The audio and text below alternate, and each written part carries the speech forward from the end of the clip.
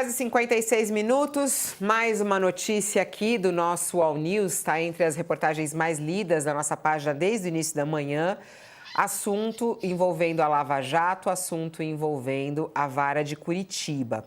Reportagem da Dani Lima, ela que ontem esteve conosco aqui para trazer, inclusive, as informações sobre esse caso. E a reportagem dela é a seguinte: a caixa amarela da 13ª Vara de Curitiba. Descubra o motivo da apreensão. Essa é a reportagem que fala justamente sobre o que aconteceu lá na Vara de Curitiba. Bom, vamos lá ao texto da Dani Lima. Na ordem de busca e apreensão de documentos realizada ontem, quarta-feira, na 13ª Vara de Curitiba, um item destacado pelo ministro Dias Toffoli chamou a atenção. Ao redigir a decisão, o magistrado descreveu a necessidade de a Polícia Federal ter acesso a arquivos, depoimentos, delações, inquéritos policiais, caixas e afins, em especial a caixa de arquivo amarela relativa aos autos de 2008. O que tem nessa caixa, Josias de Souza? Vai saber. Aqui, Fabiola. Aqui. Eu adorei esse início de comentário. Você sabe de tudo. Essencialmente, nós estamos diante de um embate do Dias Toffoli com o Sérgio Moro. O alvo do Dias Toffoli é o Sérgio Moro. E ele utiliza como escada para chegar à jugular do Moro um personagem chamado Tony Garcia, que fez uma delação num caso muito antigo, anterior à Lava Jato. É uma delação que foi feita naquele caso do Banestado, um episódio, um escândalo que colocou o Moro no noticiário, depois ele ganhou as manchetes principais com a Lava Jato, e esse delator, ele se voltou contra o Moro, está fazendo acusações, está dizendo que fez sim um acordo de colaboração, mas que foi utilizado, né? Que a Vara de Curitiba, a 13ª Vara, o utilizou para fazer gravações clandestinas, enfim, procedimentos que não ornam com o comportamento que a lei exige de um magistrado. O Sérgio Moro nega, diz que o personagem é bandido, né? Mas há uma investigação da Polícia Federal, a polícia apresentou indícios de crimes, fraude processual, e essa investigação foi realizada no ano passado por determinação do Toffoli, e esse Tony Garcia deu 3 depoimentos, entre agosto e setembro do ano passado. O Sérgio Moro diz que é um bandido, que não merece crédito, que o caso é antigo. Agora, o Dias Toffoli determinou essa busca e apreensão com detalhes, porque ele está mandando buscar uma caixa específica, diz exatamente o que ele espera que a Polícia Federal recolha nessa batida de busca e apreensão na 13ª Vara, mas, como disse, então, trata-se... O Dias Toffoli tem uma guerra particular com o Sérgio Moro. Ele foi entre os ministros que desossaram a Operação Lava Jato, ele é um dos protagonistas. E ele está levando essa rivalidade dele com o Sérgio Moro, que agora é senador, às fronteiras do paroxismo. Já não está se tratando mais só da Lava Jato, agora já estamos tratando de um caso que antecede a Lava Jato, que é a investigação do Banestado, caso do Banestado. Então é preciso ver do que vai resultar essa batida de busca e apreensão, Fabiola. Até aqui, o que nós temos são uma fome, uma ânsia do Dias Toffoli de alcançar novamente, porque o Sérgio Moro já foi desmoralizado pelo Supremo, né? Foi considerado um juiz suspeito. A partir dessa suspeição, construiu-se a anulação dos processos contra o Lula. Disso resultou a volta, inclusive, do Lula ao Palácio do Planalto. Então, agora estamos falando de um capítulo novo nessa saga do Supremo e agora, particularmente do Dias Toffoli, para desqualificar o Sérgio Moro.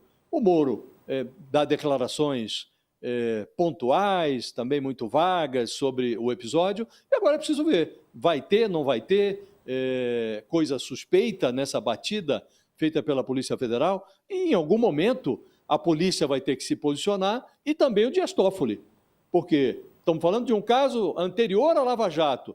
Os processos têm que, em algum momento, tem que ter alguma consequência, a investigação tem que se mostrar consequente em algum sentido, né? Então, o que se espera é que o Dias Toffoli, em algum momento, determine à Polícia Federal o encerramento desse inquérito e vai se saber, então, se haverá indiciamento e se a Procuradoria-Geral da República vai apresentar denúncia. Se não, é preciso fechar o livro da novela. Se houver motivos para essa suspeição toda, que o caso avance, que a denúncia chegue e que o Supremo, se julgar procedente, abra a respectiva ação penal. Até agora, o que há é muito falatório, Fabiola. Para quem está conosco na TV, o intervalo, mas a gente segue pelo YouTube falando sobre esse caso da Lava Jato, essa busca e apreensão e essa caixa amarela que foram buscar lá na Terceira Vara de Curitiba. É muito interessante a reportagem da Dani Lima falando aí a caixa amarela da 13ª Vara de Curitiba. O Josias caiu na risada e falou, eu também quero saber, todo mundo quer saber, sei lá o que tem nessa caixa. O que tem nessa caixa, Sakamoto? Tem alguma pista? Também não tenho ideia do que está na caixa, quero saber o que está na caixa, o que está dentro dessa pichorra que estava na 13ª Vara. Agora, Fabiola, é inacreditável, né, como brota problema da 13ª Vara Federal de Curitiba. Não estou falando dos titulares que estão agora, mas dos titulares anteriores, né? Olha o tipo de problema, é sempre, está na centralidade. As pessoas vão falar, não, é perseguição. Não, olha a quantidade de informações sobre problemas.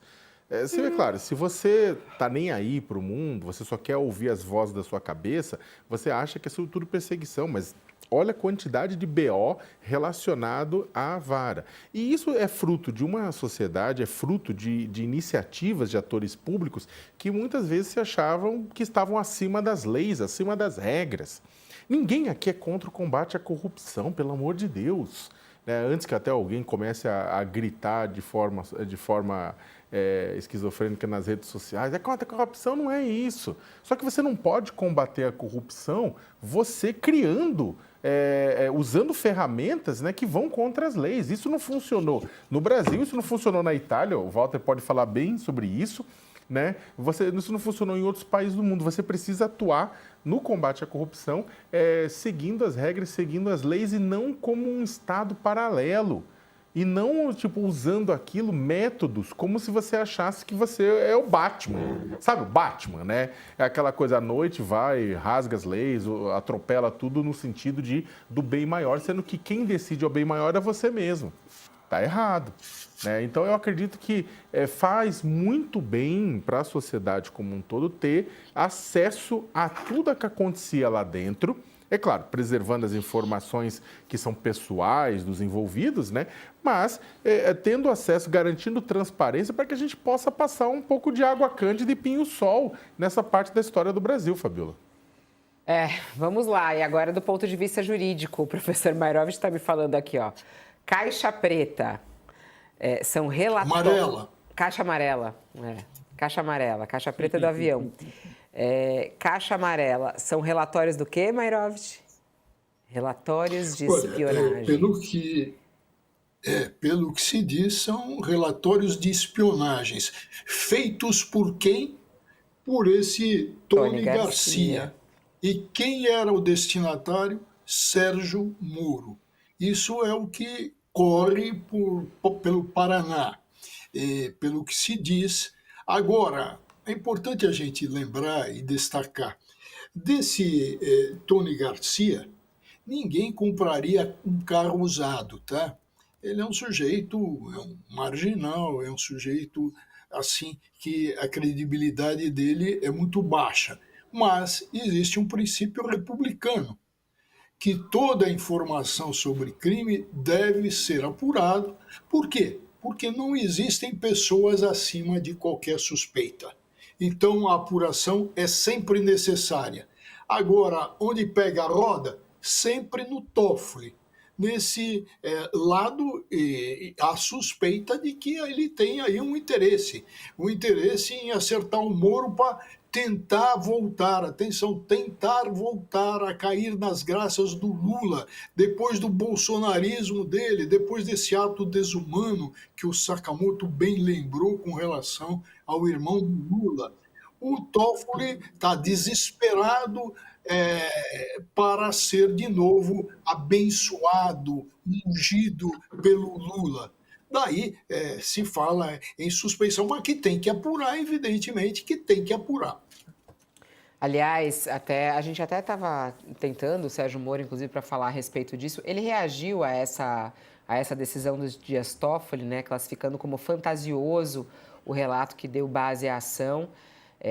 Foi o que ele disse, né, que é fantasiosa.